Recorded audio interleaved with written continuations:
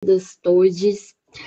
Nós somos do Circuito de Cinema Universitário e hoje nós vamos falar sobre um filme que para mim é muito especial, acho que para Tabasco também, Minha que é bandeira. o Para Onde Vão as Feiticeiras. Hoje, felizmente, nós temos uma grata surpresa que é de acessibilidade. Então, a Jéssica, que está aqui com a gente, está fazendo toda a interpretação em Libras do que a gente fala, o que é muito, muito legal, principalmente para as pessoas que vão assistir depois, vão ter acesso a isso também. O nosso projeto é realizado pela MPC Filmes, com patrocínio da Petrobras e a realização do Ministério da Cultura, junto com o governo federal. E como eu disse hoje, nós temos esse convidado mais que especial, Tabasco. Eu queria que você se apresentasse um pouco para o pessoal, falasse de você, da sua formação, e aí nós seguimos para falar do nosso filme. Oi, pessoal.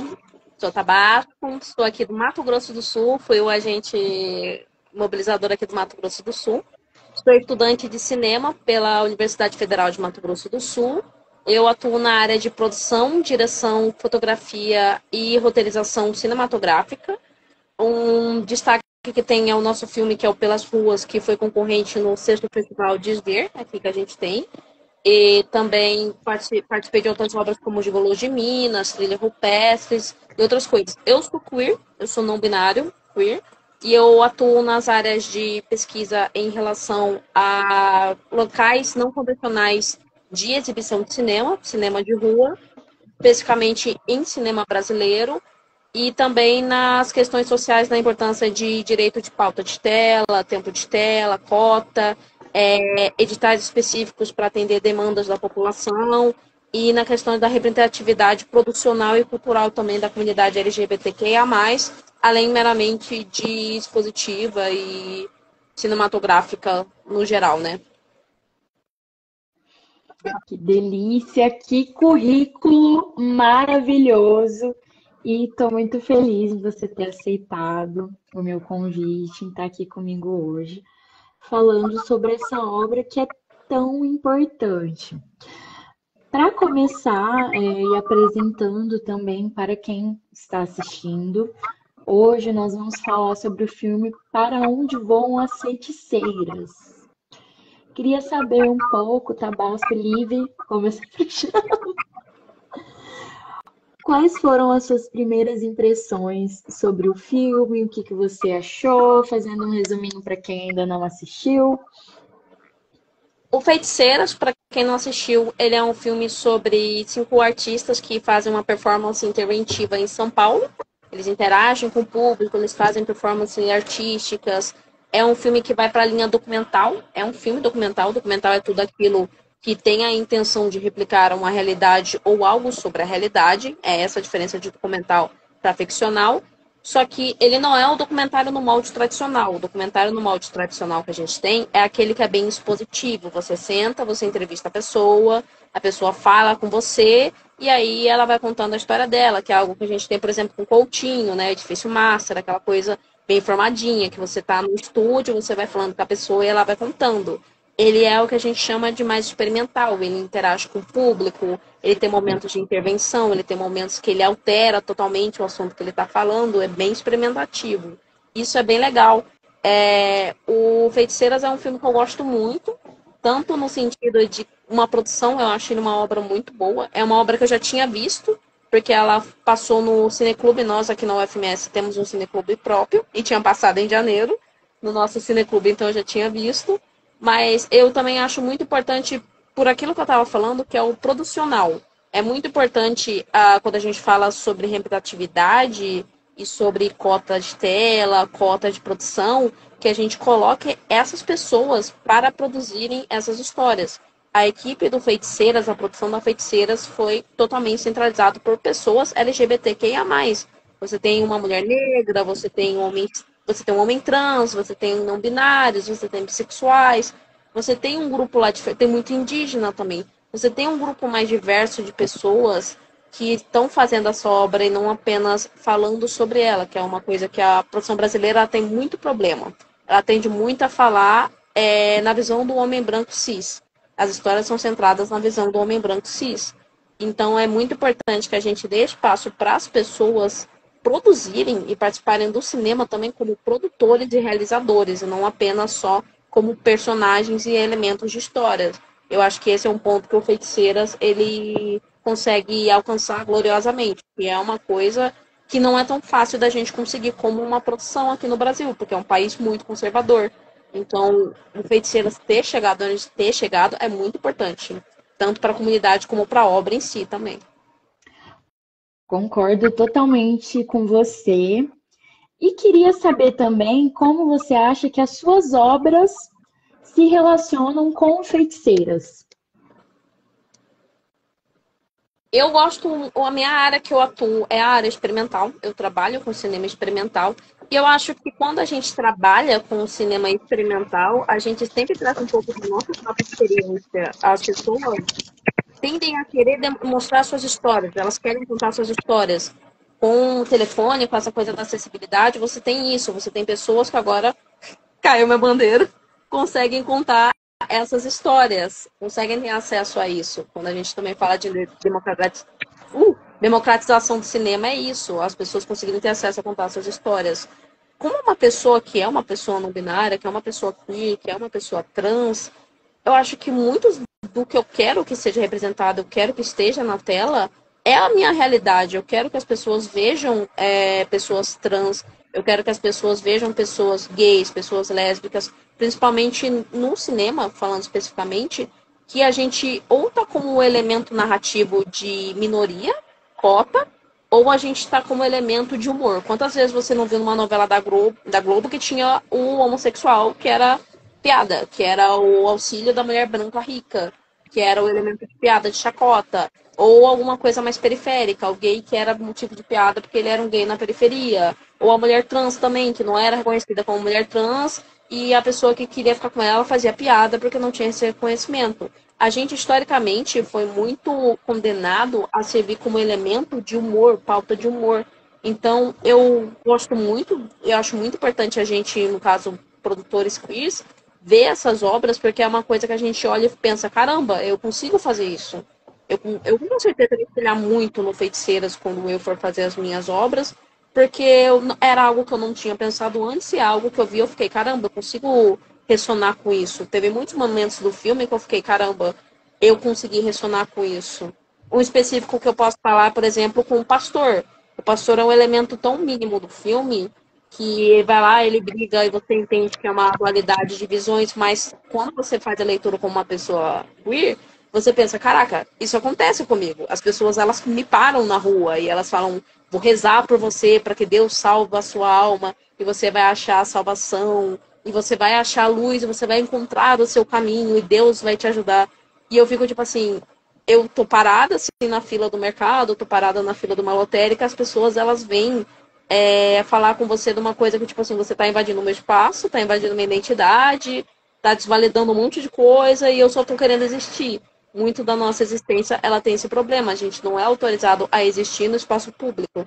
Então, você colocar o Feiticeiras, que é algo que é público, que é numa rua, é muito corajoso, é muito arriscado também. Eu não tenho dúvida que em alguns momentos eles devem ter cortado, porque eles sofreram agressão e represália, sem dúvida nenhuma. Sim. Não existe a gente ir pra rua fazer esse tipo de coisa numa cidade como São Paulo, num país como o Brasil, e não sofrer uma retaliação.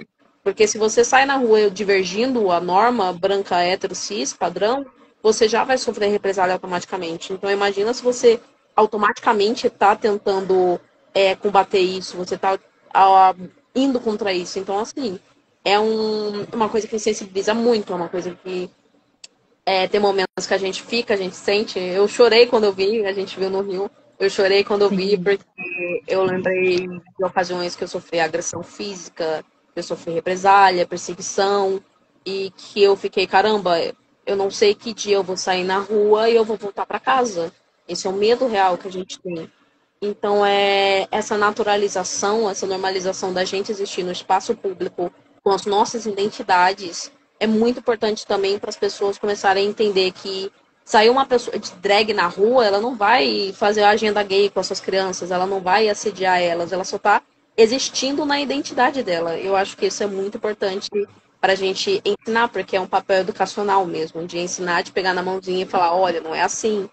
Então eu acho que com certeza vai ressoar muito nas minhas obras, porque é um filme que me deixou muito sensibilizado e me deixou muito emotivo. Infelizmente, né, é uma das nossas realidades nessa questão da violência também pelo território que a gente se encontra, né? Acabei não falando no início, mas você está no Mato Grosso do Sul, aqui do meu lado, que estou no Mato Grosso, e uma coisa que eu pensei enquanto você falava foi: você acha que seria possível fazer uma obra como Feiticeiras no seu estado, aí no Mato Grosso do Sul? Não, não seria.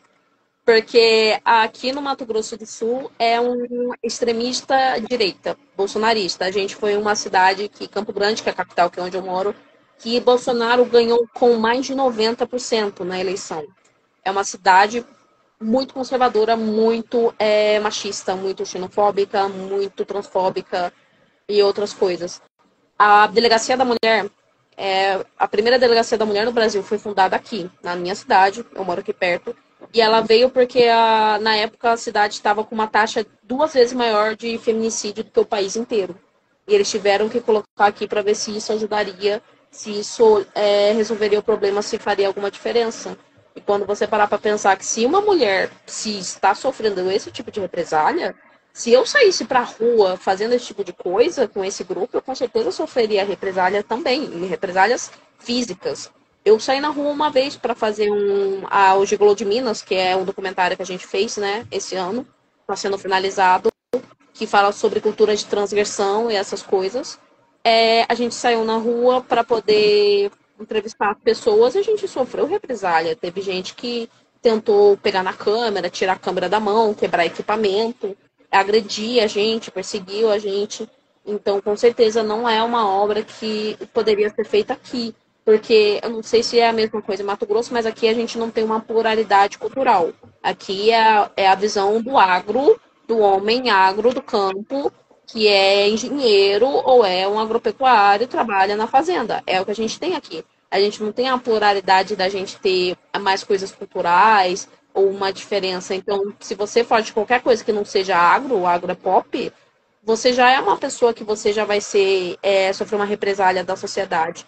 E se você sair na rua, por exemplo, com uma blusa vermelha, tem gente que vai te chamar de petista, que vai reclamar e vai começar a ficar falando disso e vai vir atrás de você.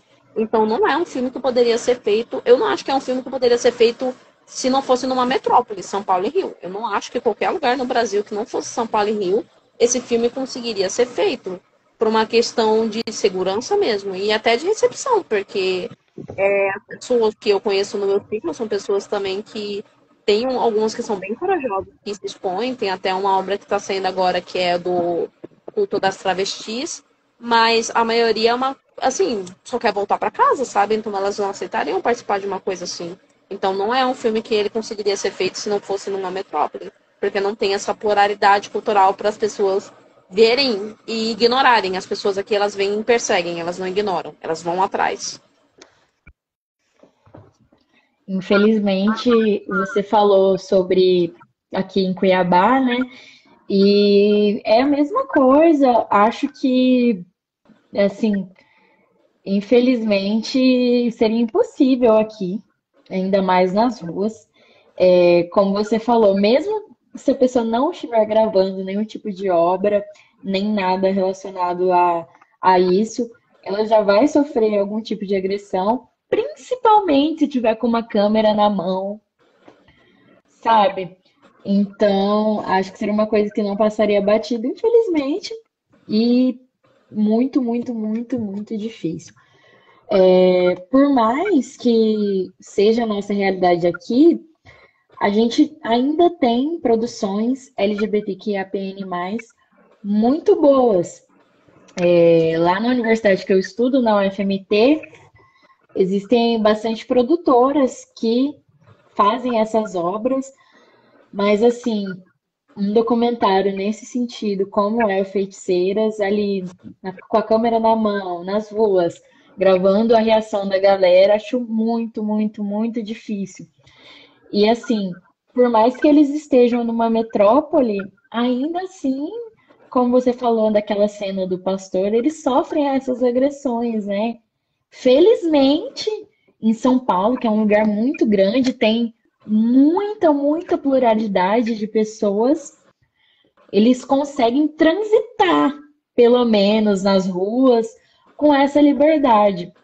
Outra coisa que me chamou a atenção no filme, e eu gostaria um pouco da sua opinião, é que a direção veio da Eliane Café, uma querida, inclusive, e que é uma mulher branca. E aí o filme aborda essa questão também, né?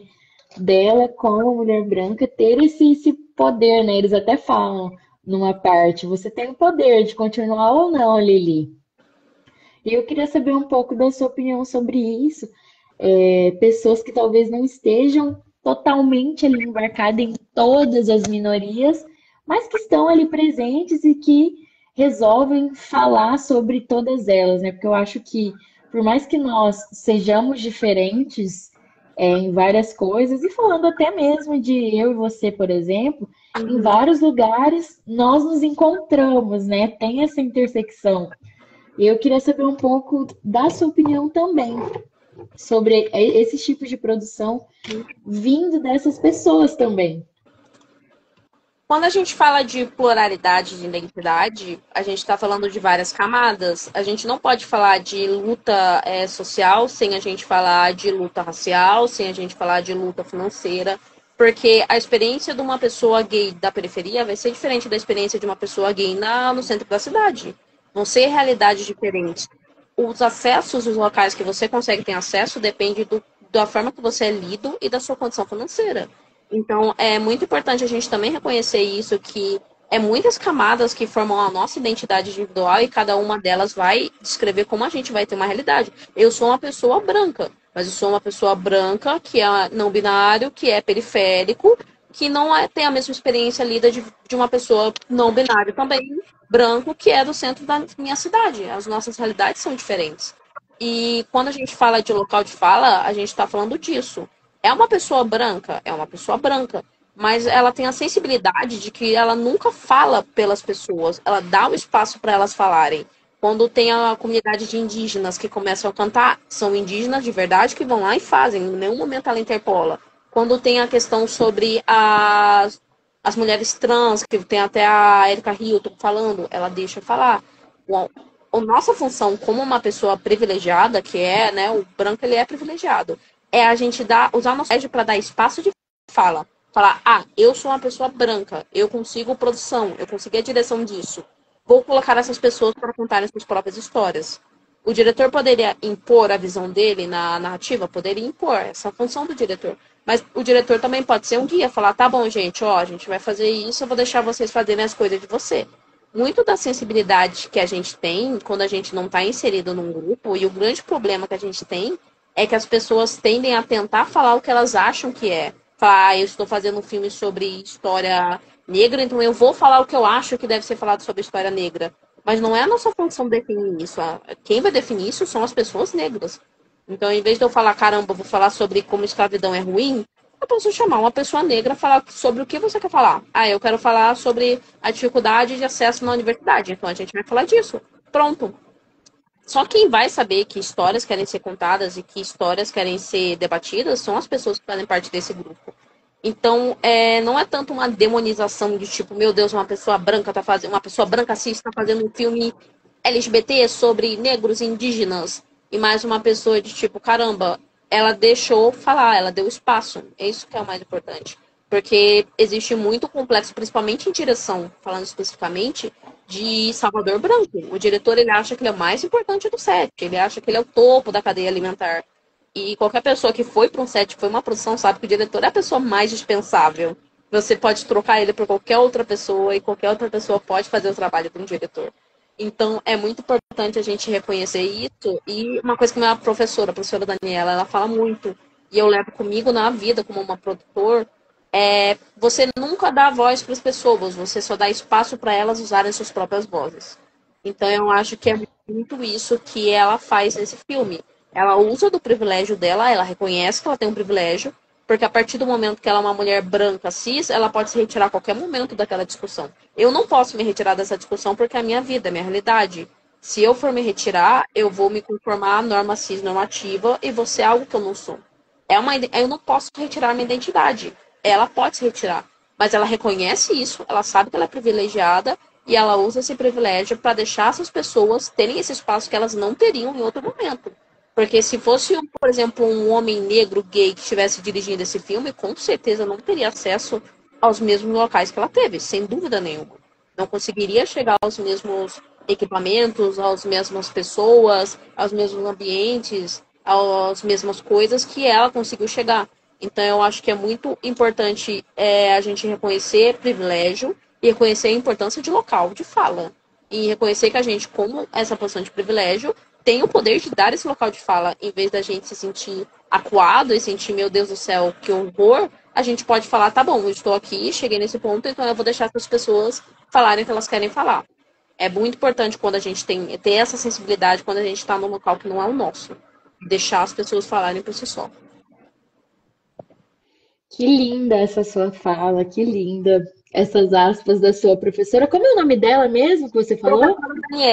Professora Daniela, que é uma querida, uma mulher negra, ela trabalha na área de conservação e preservação, e ela sempre fala que a gente nunca dá voz para ninguém, a gente só dá o meio para as pessoas usarem suas próprias vozes. Ela sempre reafirma isso pra gente, é uma coisa que, assim, eu carrego muito no peito, porque quando a gente começa a trabalhar com produção, principalmente na faculdade, a gente tem sempre aquele complexo de, meu Deus do céu, sobre o que eu vou falar, o que eu vou fazer.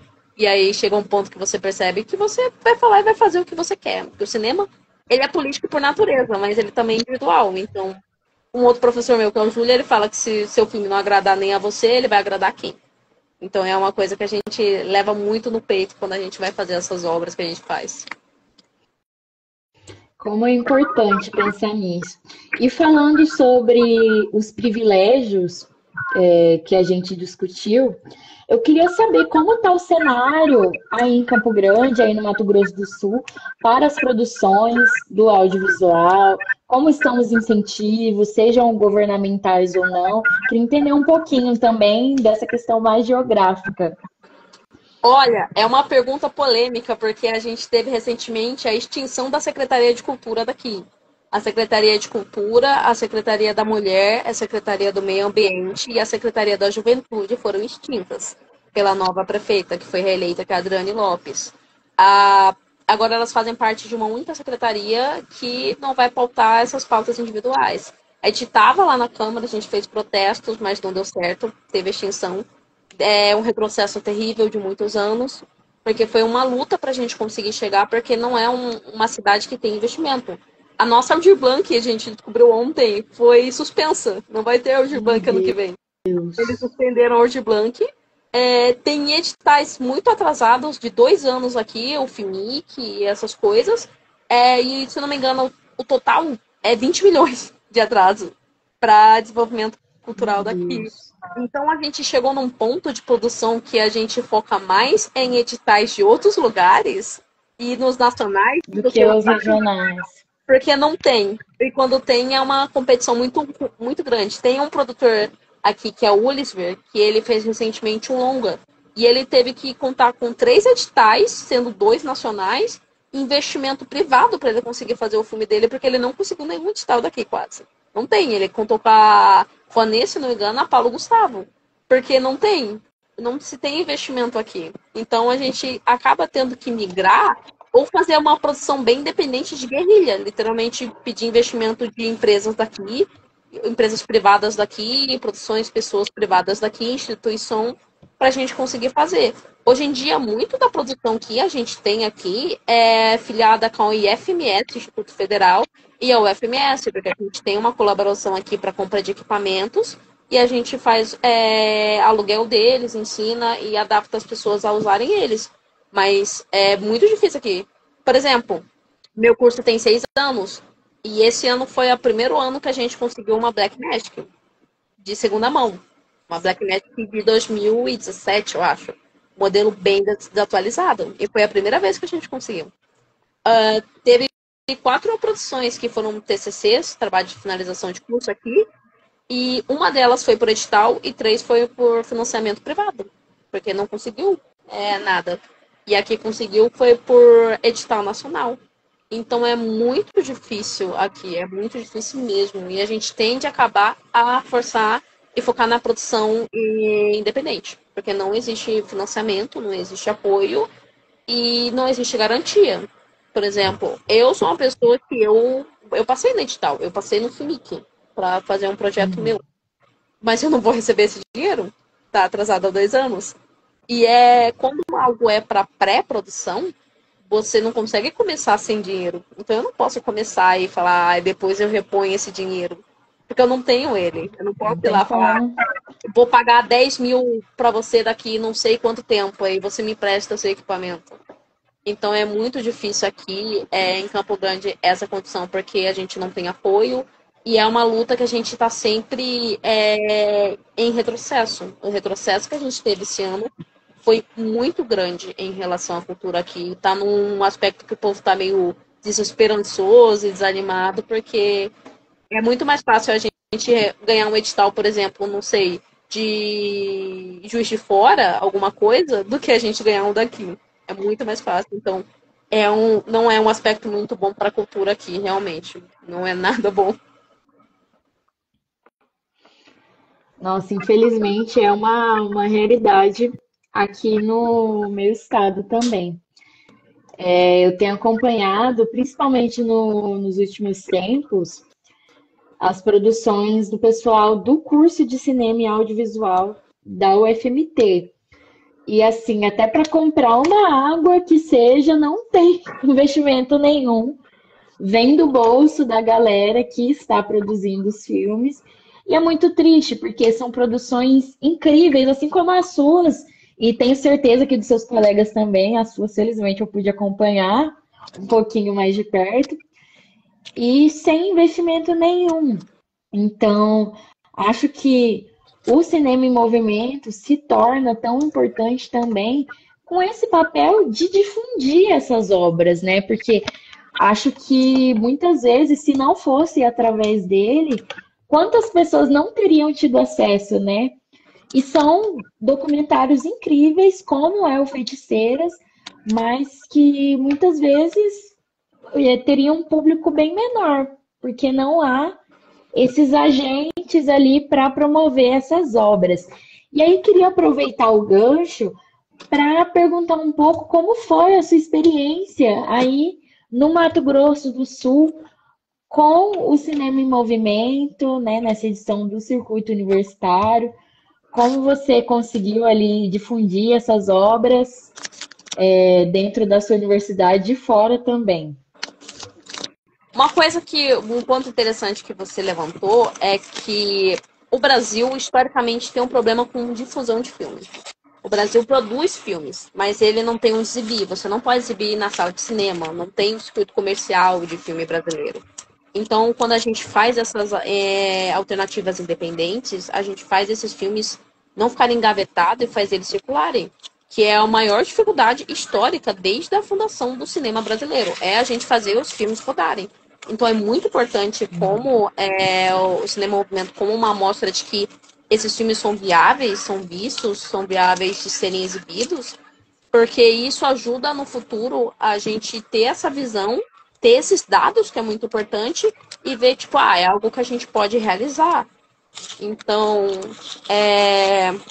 mas falando sobre a minha experiência aqui, como eu disse, a área é muito difícil, a gente não tem apoio, é uma cidade que não tem uma tradição cultural muito forte, a que tem é muito centrada na cultura sertaneja, de fazenda, de outras coisas. É muito elitista também, aqui a gente tem uma questão elitista, então as faculdades privadas não tendem a se misturar com as faculdades públicas, então a gente tende a ficar um pouco mais solto ali.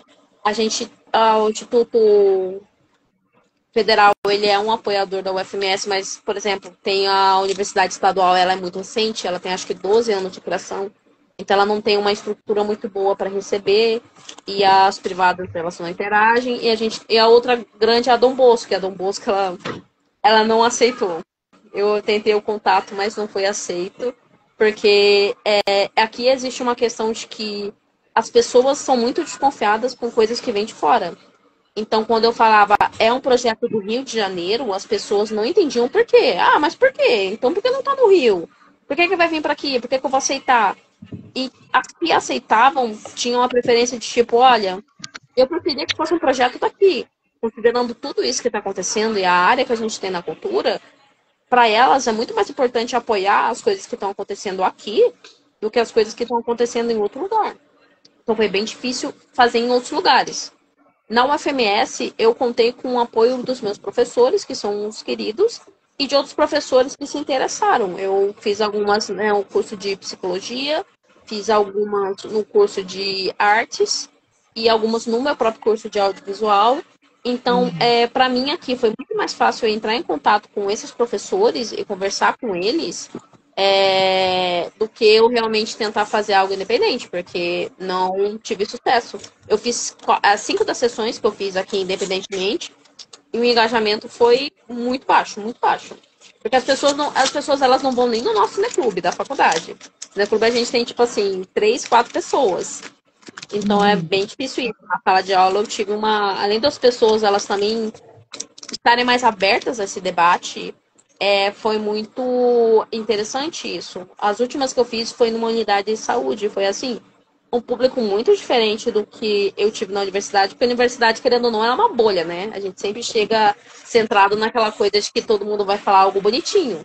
E aí, por exemplo, quando eu exibi, um dos filmes que eu exibi foi o Vozes Negras, lá teve uma discussão muito forte sobre cotas, porque uma pessoa não acreditava em cotas. Ela falava que tinha que ser meritocracia, que tinha que ser tudo para todo mundo, porque cotas era ruim. E aí você tinha outra pessoa que já era um pouco mais defensora das cotas, e você viu ali que as duas ficaram discutindo e bateram esse ponto entre si, que é uma coisa que na universidade não vai ter muita discussão. As pessoas até pensam, só que elas não falam, porque elas sabem o ambiente que elas estão. Então elas geralmente não vão falar sobre esse tipo de coisa. E na unidade de saúde já teve esse debate. Então foi muito. Teve momentos de muita frustração, principalmente, porque é muito difícil a gente ver certos lugares assim. Nossa, hoje fulano fez uma sessão que teve 60 pessoas. Aí você chega lá, você fala, poxa, a minha teve 13. Foi o que eu consegui. Mas é muito difícil a gente equilibrar também as nossas expectativas com a nossa realidade. Então, foi bem difícil também essa coisa aqui. E acho que é bem difícil no geral aqui na minha cidade isso, porque não existe também um hábito de consumo de cinema. O cinema, ele é muito caro, é inacessível, é quase R$ 60 o preço do ingresso. Então, as pessoas não têm um hábito de assistirem a filmes. E elas mais ficavam filme nacional, né? Ainda mais filme nacional, porque as pessoas, a visão que elas ainda leem hoje em dia de filme nacional é chanchada. A visão que a pessoa, os brasileiros, eles têm do cinema nacional é um cinema chulo, um cinema pobre, é um cinema pornográfico, é um cinema de baixo orçamento. E aí você vem com um filme, por exemplo, como Feiticeiras, numa cidade com o auge de a segunda, terceira maior cidade no país que mata transexuais. E você fala, poxa, vamos ver esse filme, você não tem uma boa recepção. As pessoas elas não vão ficar dispostas a verem, a assistirem. E é muito importante a gente ter momentos de conflito, de fato, mas esses conflitos só chegam com pessoas que estiverem abertas a essa discussão. Porque senão ela não vai nem acontecer isso. A pessoa ela nem sequer vai estar lá para ela assistir, para ela falar mal. Então foi uma coisa também bem difícil lidar aqui, porque tinha filmes que você via que as pessoas realmente não gostavam, não estavam confortáveis. O Rio Negro foi um filme, por exemplo, aqui que não fez nada de sucesso, falando francamente, porque as pessoas elas não entendiam algumas coisas muito específicas. A gente aqui não tem uma noção do que é realmente o Rio de Janeiro, do que é a história do Rio de Janeiro. Então tinha alguns momentos que falavam que a galera se perdia muito, e perde, você começa a dispersar, e começa a dispersar, você para de prestar atenção, e vira uma bolha. Então foi bem difícil também manejar isso, dessa questão de ter uma população que não consome e ter uma cidade como esse elemento que não apoia. Foi muito difícil essa questão, porque eu não tive apoio. Todo o apoio que eu tive foi independente dos meus professores. Então é uma coisa que eu tenho certeza que é paciência, porque é a primeira vez que acontece um bom tempo aqui, então as pessoas não conheciam, você tem que aclimatizar elas. Mas com certeza é um trabalho que vai ter que ser feito de novo, de novo, de novo, até as pessoas entenderem. Porque Aceitarem mais. porque, por exemplo, nos 6 anos que o nosso festival existe, o Desvir, esse foi o primeiro ano que a gente conseguiu investimento. Dos 6 anos, a Olha gente já só, está fazendo 6 anos do festival. E esse foi o primeiro ano que a gente conseguiu fazer investimento, que a gente conseguiu chamar realizadores de fora, por exemplo, e bancar a estadia do pessoal, e melhorar as coisas, e colocar acessibilidade. Então, é uma coisa aqui que as coisas elas tendem a demorar bastante, porque a população ela tem essa resistência à coisa externa e a consumo também. Não se tem uma tradição de consumo. olha só. Eu enfrentei uma realidade um pouco parecida aqui também.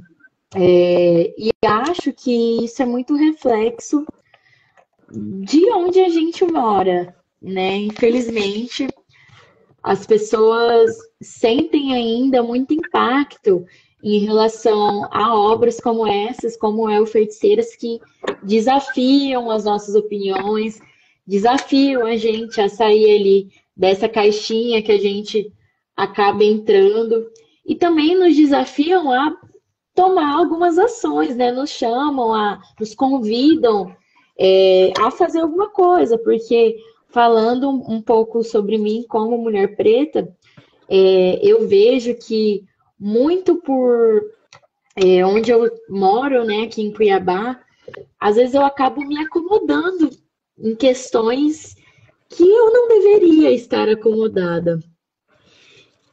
E isso é porque aqui a gente não tem muitas discussões, né, relacionadas a essas questões sociais.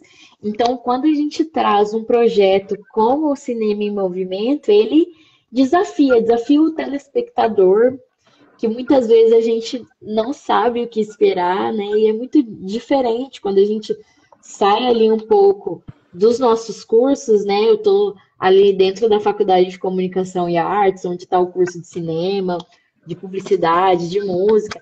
Então é uma galera que é muito receptiva a essas obras, mas quando a gente sai disso, e não precisa ir tão longe, né? Dentro da universidade mesmo, a gente vê que muitas pessoas não estão abertas, ou às vezes até estão, mas não estão acostumadas a ter esse tipo de discussão. Então elas se chocam. Nossa, hoje a gente vai ver um filme que vai tratar sobre essas questões da mulher preta, do LGBT, do indígena, e eram coisas que não deveriam ser um choque, né? Não deveria ser um choque, porque é a nossa realidade, dentro da universidade ou não, é a nossa realidade nas nossas cidades, porque como você disse ali no início, essas pessoas que são nós aqui, né, que estão apenas existindo, e apesar disso, elas têm muitas vezes as suas existências transpassadas ou interrompidas por essas pessoas que insistem em ter essas ideias preconceituosas. Então, infelizmente, aqui no Centro-Oeste é uma realidade nossa. Queria saber também o que você acredita que ainda precisa mudar para que mais produções como essas, que tratem sobre pessoas queer, sobre pessoas pretas, sobre pessoas indígenas, tenham mais espaço e reconhecimento dentro do nosso cenário do audiovisual aqui no Brasil. Eu acho que o principal ponto e o mais importante é editais específicos. Hoje em dia a gente conseguiu ter um pequeno avanço que a gente tem cotas. A gente tem um espaço, por exemplo, de 10 produções, 2 tem que ser de minoria, algo assim. Mas se você realmente quiser fortalecer a produção, você precisa fazer um edital específico para a produção de pessoas negras, por exemplo. Ou um edital específico para a produção de pessoas LGBTQIA+. Você tem que centralizar os meios para que essas pessoas tenham acesso a esse dinheiro para conseguirem produzir. Porque produção é muito cara. A gente acha que não é, mas é. Você mal consegue produzir alguma coisa, por exemplo, com 10 mil reais. Muito mal. Porque você tem a logística de equipe, de equipamento, de comida e de itens que vão ser gastos. Então, você deixar as pessoas concorrerem em suas próprias categorias é muito importante. Porque o grande medo que as pessoas têm de cota é que elas acham que estão sendo retiradas oportunidades. E não é, a cota é um acréscimo. As vagas elas já estavam existentes, a cota só são uma parcela dessas vagas que vão ser acrescentadas. Então, é muito importante a gente aumentar essas cotas, mas também fazer produções de fermentação e incentivo individuais.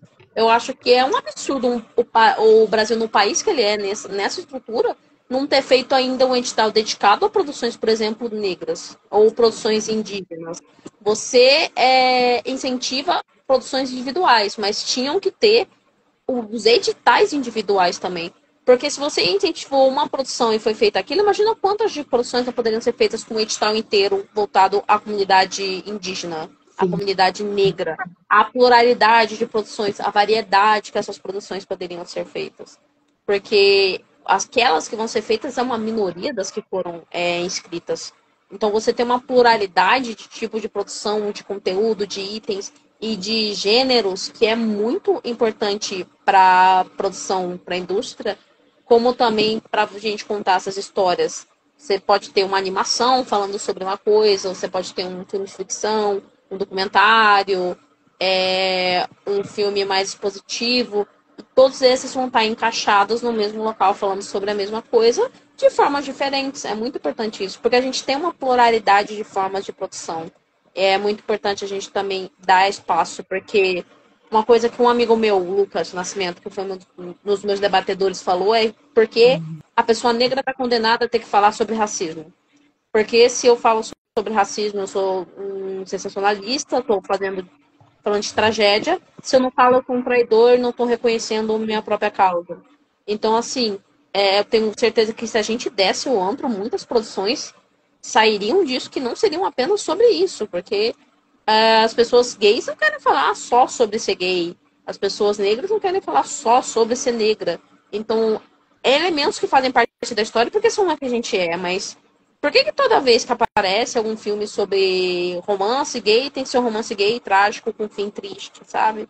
Então é muito importante a gente ter essa pluralidade de produção, porque isso vai ajudar a gente a ter diferentes formas de contar uma mesma história.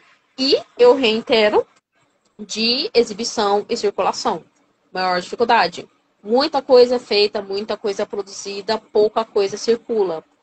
Fomentação de festivais mais direcionados a esse público, fomentação de medidas, regulamentação de streaming. Isso é muito importante para a gente conseguir fazer esses filmes circularem. Eu aposto que se a Ancine tivesse a capacidade de lançasse, por exemplo, uma plataforma própria para você poder colocar seu curta lá e você poder categorizar ele, com certeza teriam muitas pessoas que poderiam tirar aquele filminho que fizeram da gaveta e poder colocar para circular. Porque a gente tem o desejo que os nossos filmes sejam vistos. E a gente não quer ficar preso só no mundo de festival. Ficar indo no festival, tem filme que você vê que fica 5, 10 anos no festival. Então eu acho que é muito importante a gente também dar esse meio para que essas obras sejam vistas, porque às vezes ela fica nisso porque esse é o meio que ela achou para circular. Então é muito importante a gente dar meios para essas obras serem feitas e circularem, porque não basta só a gente financiar a obra, também a gente tem que fazer elas circularem, porque senão elas só foram feitas e vão ser engavetadas. É um problema. E eu acho que obras como essas precisam ser vistas para gerar esse impacto, né? Mas, como você disse, infelizmente, aonde vai ser exibida, né? Então, esses projetos como o Cinema em Movimento, que vão ali difundir essas obras, são tão importantes para isso, porque muitas vezes tem pessoas que não teriam nunca acesso a muitos desses documentários, e ali, através do circuito, ela acaba encontrando com ele, muitas vezes ele se reconhecendo a história ou a dor do outro, que seja. Então, acho que por isso o projeto é tão importante. Queria saber também, Tabasco, o que você espera ver nos próximos anos, e tendo em vista aí que você já está próximo a sair da universidade, né? Quase se formando. O Ah, eu que quero você ir espera embora. ver nos próximos anos? Quase, né? Quase com o cabelo na mão. Queria saber o que você espera ver nos próximos anos nessas produções audiovisuais voltadas às narrativas LGBTQIAPN+. Eu acho que uma coisa que aconteceu muito nos últimos anos é essa Uhum. pluralidade de tipo de produção, porque antigamente a produção ela LGBTQI+, ela estava condenada ou a ser subentendida, aquela coisa de tipo, olha, dois melhores amigos que vivem juntos, meu Deus do céu. Ou era motivo de piada, era um ponto de piada de alguma narrativa, ou era, como eu disse, aquela coisa daquela história de sofrência, eles não têm final feliz para a pessoa queer na história do cinema tradicional, não tem. A gente está condenada a ter o final triste, o final trágico, o final insatisfatório. Então eu quero muito que a gente consiga produzir filmes que eles sejam bonitos, filmes de romance que tenham um final feliz, filme de romance que tenham um final conclusivo, que não seja aquela coisa da pessoa, meu Deus do céu, vou te abandonar e ir embora. Ou a gente ter filmes que sejam, por exemplo, além de animação, porque um meio que a gente achou para poder contar essas histórias é a animação, que a gente consiga fazer mais live actions para a gente poder contar essas histórias e ter uma pluralidade de gênero. Ou recentemente está saindo muitos filmes, por exemplo, de comédia, que é o Bottoms, que é um americano, sobre cultura queer. Saiu recentemente Queer, que é um filme um pouco mais de suspensezinho, terror. Então eu acho que é muito importante também a gente conseguir quebrar esse molde que foi imposto na gente, do que as pessoas acham que é as nossas histórias. E, por exemplo, fazer um filme, só um filme de ação sobre um casal de trans, assim, seria muito fantástico. Eu super veria. Então, eu acho que é muito importante a gente conseguir achar essa pluralidade que está faltando para a gente como produção de fazer, para a gente não acabar ficando só nesses nichos que a gente achou. E também, muito importante, conseguir editais e festivais específicos. Muito importante a gente começar a cravar o nosso espaço, porque a gente acaba invadindo os espaços que não são nossos para tentar ter acesso a isso. Então, eu acho que é muito importante a gente conseguir ir cravando os nossos próprios espaços para a gente ter acesso a essas coisas. Então, meu sonho é que nos próximos anos tenha algum festival nacional LGBTQIA+, bem grande, para a gente poder falar sobre esses filmes. Da mesma forma, por exemplo, que a gente fala sobre outros filmes cis, outros filmes héteros e outros festivais mais tradicionais e mais no modelo comercial que a gente tem. É isso. Acho que falamos bastante sobre essa obra maravilhosa. Tabasco, queria agradecer você por ter aceitado esse convite. Antes, vou ler aqui um comentário que eu achei bem emblemático, é do Juan, um amigo meu amicíssimo. Ele falou aquele dia o pessoal pedindo apoio nosso para comprar um produto que apareceria no filme. Teve um dia que nós estávamos ali transitando próximo à Avenida Universitária, ali ao lado da universidade, e aí a galera estava produzindo um filme. E aí, para conseguir comprar os produtos que iriam aparecer na obra, eles estavam fazendo uma cota, porque investimento zero. E depois a gente viu o filme pronto, e apesar de tudo isso, ficou maravilhoso. Então, até fiquei tão feliz quando eu vi que a gente tem uma amostra que é das obras só dos universitários, que passa logo no início do semestre. E aí a gente pôde ver depois o resultado. Eu fiquei tão feliz porque, assim, é triste a gente ver que essas obras muitas vezes são amarradas à criatividade desses artistas, são maravilhosos, mas enfim, espero que no nosso futuro a gente tenham boas notícias, né? Tenhamos boas notícias, tenhamos mais investimento para essas produções. Então, de novo, Tabasco, queria agradecer você por ter aceitado o Muito convite, bom estar pela sua aqui. amizade nesse tempo. Eu vou falar que, assim, Essa isso acontece parceria. aqui também. Os nossos professores tiveram que tirar dinheiro dos próprios bolsos deles para financiar certas produções de equipamento. O professor teve que pagar para a gente ter um HD para a gente guardar o nosso TCC, porque não tinha. Olha só. E esperamos dias melhores, né? Jéssica, queria agradecer você também, que está aqui fazendo toda a nossa interpretação em Libras, que é algo tão, tão importante. Então é isso, pessoal. Muito obrigada. Agradecendo também ao pessoal da MPC, da Mostra, né, que nos proporciona momentos como esse tão legais. E é isso, pessoal. Até a próxima. Em breve teremos próximas lives. Obrigada de novo, Tabasco e Jéssica, que me acompanharam aqui. Boa noite a todos. Oi, pessoal, muito bom. Podem falar comigo, adoro falar sobre cinema. Tchau, Sigam aí, pessoal. Jéssica. Sigam Tabasco. E é isso. Tchau, tchau, pessoal. Tchau, pessoal.